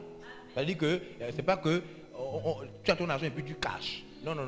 Chez moi, on ne cache pas de l'argent. L'argent, ça reste partout, sur les tables, partout. Voilà. On ne cache pas l'argent chez moi. Quand vous cachez l'argent, ça veut dire déjà qu'il y a les voleurs. Mais c'est ça que ça veut dire. Et je refuse d'être prisonnier chez moi. Je ne peux pas avoir peur chez moi. C'est pas possible. Non, non, non, non, non, je refuse. Je ne peux pas cacher les choses. Elle dit, tu es là, chez toi, dans ta propre maison, et puis tu caches les choses. Attends, c'est chez toi ou c'est pas chez toi? Attends, non, je cache les choses dehors, mais pas chez moi. Vous me suivez? Yeah. Bon, faut pas me copier, hein, si ça dépend de qui vit avec toi.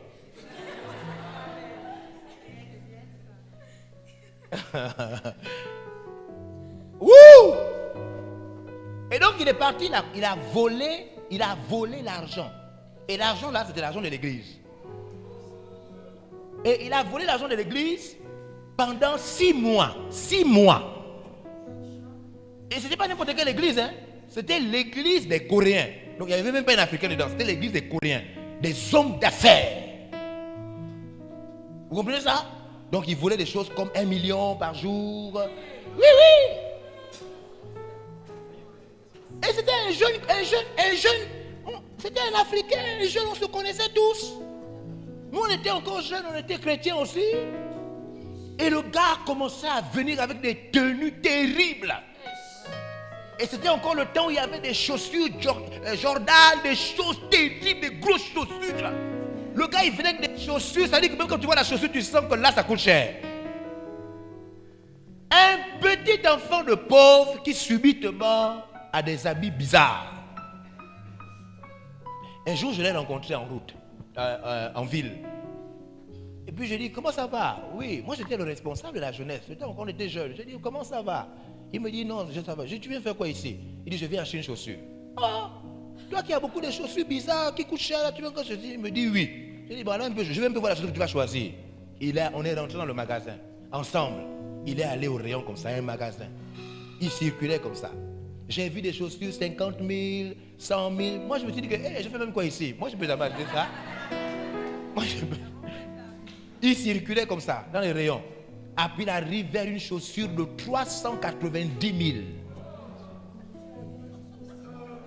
Il arrive comme ça. Pac. Il regarde la chaussure. Moi, je suis derrière lui. Moi, je me dis que le gars, il regarde seulement.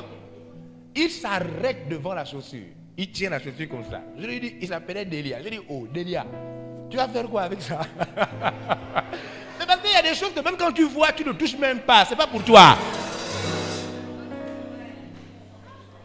Il dit que tu vas faire quoi avec ça? Il me dit, non, ça c'est une bonne chaussure. J'ai dit, oui, mais c'est une bonne chaussure, mais tu vas faire quoi avec? On est jeunes. Nos parents sont pauvres. Il me dit, non, je prends ça. J'ai dit, quoi? Il me dit, je prends ça. Il achète la chaussure. On va au comptoir. Il fait sortir de l'argent. Il fait 390 000. Je tombe des nues. Je dis, mais attends, mon petit, tu as tout là. Il me dit, non, ce sont les... Il a mis des caméras presque invisibles. Donc quand le petit continuait maintenant à aller voler comme ça, il était filmé tranquillement. Quand le couple l'appelle, pour lui dire s'il y a hier, lui il a réussi ça. Donc quand il parle comme ça, les larmes coulent. Et quand les larmes coulent comme ça, il tombe à genoux comme ça. Il dit, oh, c'est pas moi, il pleure.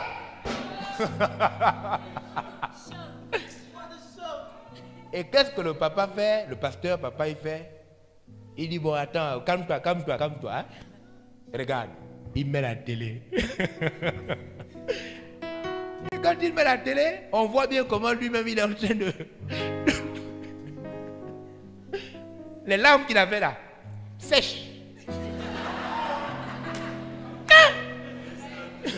Les larmes disparaissent seules. Il redevient normal. Il quitte à genoux. Il s'assoit. Il est maudit jusqu'à aujourd'hui. Il a tout raté. Ses études, sa foi, tout raté. Vous comprenez? Les émotions vous poussent au gaspillage. Dès que vous ne pouvez pas contrôler vos émotions,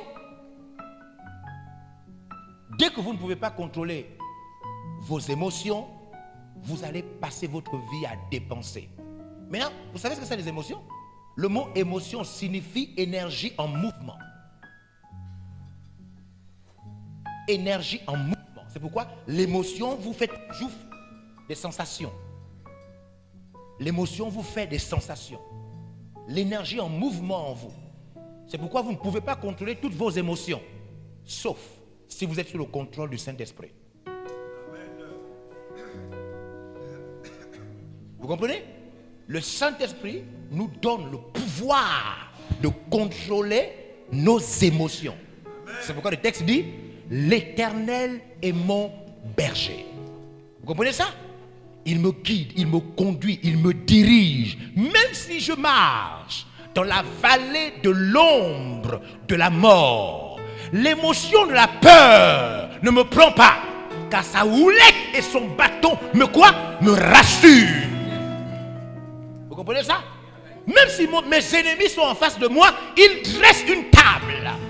Je mange en toute tranquillité devant mes ennemis. Vous comprenez ça?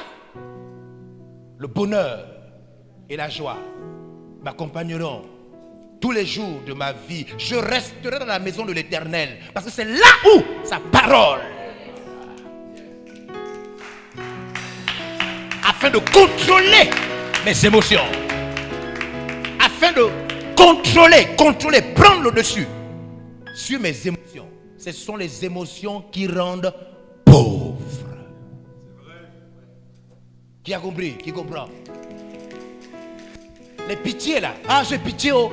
Oh, pitié, oh. Ah, pitié. Il y a quelqu'un qui m'a appelé, qui m'a dit, vraiment, papa, il faut me donner un peu d'argent parce que j'ai envie vraiment d'aider ma petite soeur et ma maman qui sont au village. Tu veux aider tes parents qui sont au village et c'est moi qui te donne l'argent? Mais tu es toi-même qui vas travailler pour aider tes parents? Aïe, aïe, aïe, aïe.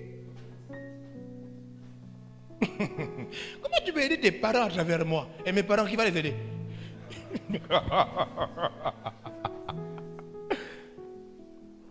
Les émotions, première étape. Laissez Dieu vous contrôler afin de prendre le dessus sur vos émotions. Quand vous voyez des choses là que vous n'arrivez pas à résister, hein? Tu vois des choses que tu n'arrives pas, tu dis, oh mon Dieu, regarde. Wow! Ce sont les émotions qui font ça. Vous savez pourquoi on travaille la beauté des choses? C'est pour créer l'attirance, les émotions. Hein? Pour créer. Et plus ça vous attire et que vous n'arrivez pas à résister, vous dépensez. Et les émotions là sont toutes les formes. Forme de l'appétit. Hein? Même les gens qui sont les spécialistes là, hein? Et dans le domaine de la nourriture là, ils savent que même quand ils veulent présenter les plats, ils mettent ça dans l'assiette. C'est ça, non? Ils présentent dans l'assiette. Rien que pour attirer ton attention. Les émotions sont la première cause de pauvreté. Ça contrôle les gens.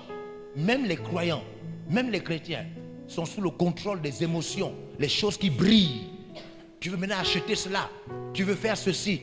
Tu vas prendre le crédit pour acheter telle chose. Les émotions. On a tellement besoin de Dieu.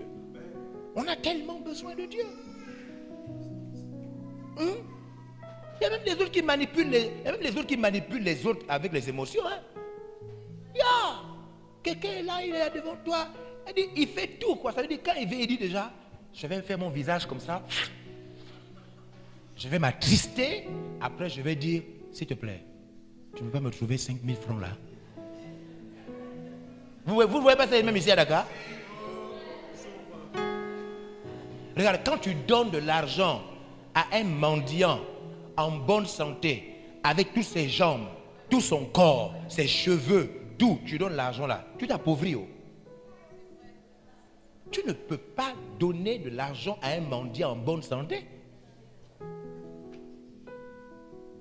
Mais c'est pas possible. J'ai vu une fois, on était en Afrique du Sud, lors d'un travail, une conférence, j'ai vu un mendiant à Johannesburg, élégant. Non, incroyable. Un mendiant élégant, une belle tenue. Il marche. Pendant l'embouteillage, hein, l'embouteillage est là comme ça. Il marche pendant l'embouteillage. Il dit, sans reine. Sans reine. Élégant, hein? Un mendiant. Comment on peut donner de l'argent à un mendiant élégant? Laisse Dieu prendre le contrôle de ta vie et il va t'aider à contrôler les Tu vas résister aux choses. Résister aux choses. Tu vas résister. Tu vas dire, je n'ai pas besoin de ça. Je n'ai pas besoin de ça. Je n'ai pas besoin de ça. Je n'ai pas besoin de ça. Je n'ai pas besoin de ça. Oui, oui. Et tes dépenses vont diminuer. Je vous pose une question. Lorsque quelqu'un, on dit que quelqu'un, maintenant je suis en train de vous donner comment on fait pour rentrer dans les actifs. Hein. Lorsqu'on dit que quelqu'un est riche, a des moyens, c'est parce qu'il a beaucoup d'argent ou c'est parce qu'il dépense moins? C'est ça qu'il faut comprendre. Ce n'est pas parce qu'il a beaucoup d'argent. Puisque s'il a beaucoup d'argent et que ses dépenses sont importantes, chaque fois son argent diminue. La richesse, c'est l'art de garder de l'argent. Garder. Ça veut dire gagner sans dépenser. La richesse, ce n'est pas l'art de gagner beaucoup d'argent. Parce que même si on gagne beaucoup d'argent,